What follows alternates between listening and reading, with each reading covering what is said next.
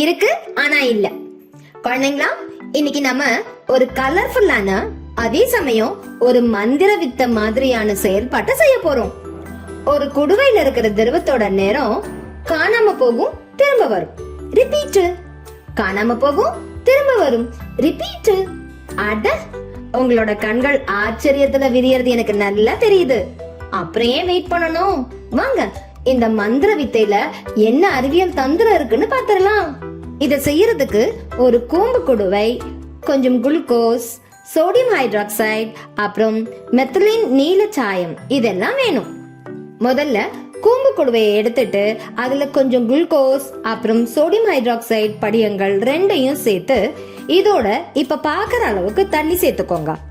இப்போ இந்த குடுவைய நீங்க பாக்குற மாதிரி நல்லா ஆட்டி உள்ள இருக்கிற அந்த ரெண்டு பொருட்களும் ஒன்னோட ஒண்ணு கலக்க வைக்கணும். நல்லா கலந்த உடனே இதுல மெத்திலின் நீல திரவத்தை சேர்க்க போறோம். பாருங்க, இந்த அளவுக்கு கொஞ்சமா அந்த குடுவையில சேர்த்துக்கோங்க. இந்த மெத்திலின் சேர்த்த உடனே தண்ணீரோட நிறம் வெளிர் நிறமா மாறுது பாருங்க. இப்போ இந்த குடுவையை கொஞ்சம் நல்லா ஆட்டின உடனே அடர் நீல நிறமா மாறிடும். ஏன் இப்படி நிறம் மாறுது? ஏன்னா வெளிக்காற்றுல இருக்கக்கூடிய ஆக்சிஜனை இந்த மெத்திலின் நீல திரவம் எடுத்துக்கும் போது இந்த நிறமாற்றம் நடக்குது. இது கொஞ்ச நேரம் அப்படியே விட்டு பாருங்க. என்ன நடக்குது? அட, நீல நிறம் கொஞ்சம் கொஞ்சமா மறைஞ்சு சாதாரண தண்ணி மாதிரி ஆயிடுச்சே. இதுக்கு என்ன காரணம்னா, மெத்திலின் நீல திரவத்துல இருக்கக்கூடிய ஆக்சிஜன் குறைய குறைய அந்த நீல நிறமும் குறைஞ்சு நிறமற்ற திரவமா மாறுது. இப்ப திரும்பவும் குடுவை எடுத்து ஆட்டுங்க. இப்ப திரும்பவும் நீல நிறமா மாறிடுச்சு. இப்போ அந்த கலவையான திரவத்துல ஆக்சிஜன் சேர்ந்துருச்சுன்னு அர்த்தம்.